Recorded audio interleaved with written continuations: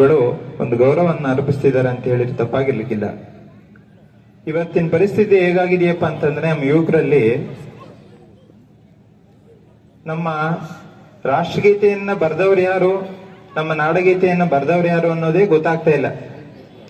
Mobile ಅನ್ನ ಹಿಡ್ಕೊಂಡು ಅವರು ಅದರಲ್ಲಿ ಮುಳುಗೋಗಿದ್ದಾರೆ ಹೊರತು ನಮ್ಮ ದೇಶದ ಬಗ್ಗೆ ಆಗ್ಲಿ, ನಮ್ಮ ನಾಡಿನ ಬಗ್ಗೆ ಆಗಿ, ನಮ್ಮ ಸಂಸ್ಕೃತಿ ಬಗ್ಗೆ ಆಗಿ ಯಾರಿಗೂ ಅರಿವಿಲ್ಲ. ಆರ್ ಎಸ್ ಎಸ್ ಸುಮ್ಮನೆ ಹುಟ್ಟಿದ್ದಲ್ಲ. ಆರ್ ಎಸ್ ಎಸ್ ಹುಟ್ಟುವಂತಹ ಕಾಲಘಟ್ಟದಲ್ಲಿ ಈ ದೇಶದ ಸ್ಥಿತಿ ಹೇಗಿತ್ತು? ಯಾವ ಕಾಂಗ್ರೆಸ್ ಅನ್ನು ನಂಬಿಕೊಂಡು ಇಡೀ ಹಿಂದೂ ಸಮಾಜ ಒಂದು ರಾಜಕೀಯ ಶಕ್ತಿಯಾಗಿ ನಮ್ಮೆಲ್ಲರನ್ನ ಅದು ಕಾಯತ್ತೆ ಅನ್ನುವಂತ ನಂಬಿಕೆಯಲ್ಲಿ ಹಿಂದೂ ಸಮಾಜ ಬದುಕ್ತಾ ಇರಬೇಕಿದ್ರೆ ಕಾಂಗ್ರೆಸ್ನ ನಾಯಕರು ತುಷ್ಟೀಕರಣದ ರಾಜಕಾರಣಕ್ಕೆ ಹೊರಟೋದ್ರು. ಈ ದೇಶದ ಒಂದು ವರ್ಗ ಪ್ರಬಲವಾಗಿ ದೇಶವನ್ನು ವಿಭಜನೆ ಮಾಡಬೇಕು. ನಾವು ಈ ದೇಶದಲ್ಲಿ ಇರೋದಕ್ಕೆ ಸಾಧ್ಯನೇ ಇಲ್ಲ. ನಮ್ಮ ನಂಬಿಕೆಗಳು ಬೇರೆ, ನಮ್ಮ ನಾಯಕರೆಲ್ಲ ನಿಮ್ಮ ವಿಲನ್ಗಳು, ನಿಮ್ಮ ನಾಯಕರೆಲ್ಲ ನಮಗೆ ಶತ್ರುಗಳು.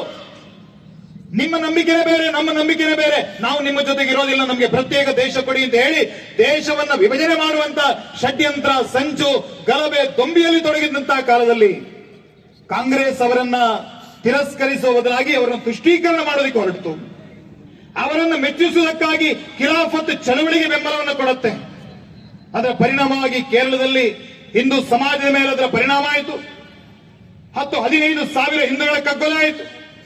ಚಟುವಟಿಕೆಗಳನ್ನ ಸಮಾಜಕ್ಕೆ ಕೊಡುಗೆ ಕೊಟ್ಟಿದ್ದಾರೆ.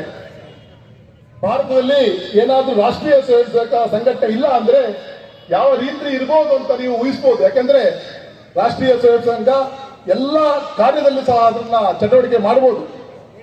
ಆ ನಿಟ್ಟಿನಲ್ಲಿ ಇವತ್ತು ನಮ್ಮ ಅರೆಹಳ್ಳಿಯಲ್ಲಿ ಹಿಂದೂ ಸಮಾಜೋತ್ಸವ ವಿಜೃಂಭಣೆಯಿಂದ ಈಗಾಗಲೇ ಶೋಭಾಯಾತ್ರೆ ಮುಖಾಂತರ ಪರಮಪೂಜ್ಯ ಸ್ವಾಮೀಜಿಯವರ ಮುಖಾಂತರ ಇವತ್ತು ನಡೆಯುತ್ತಿದೆ ಅಂದ್ರೆ ಬಹಳ ಹೆಮ್ಮೆ ಆಗುತ್ತೆ.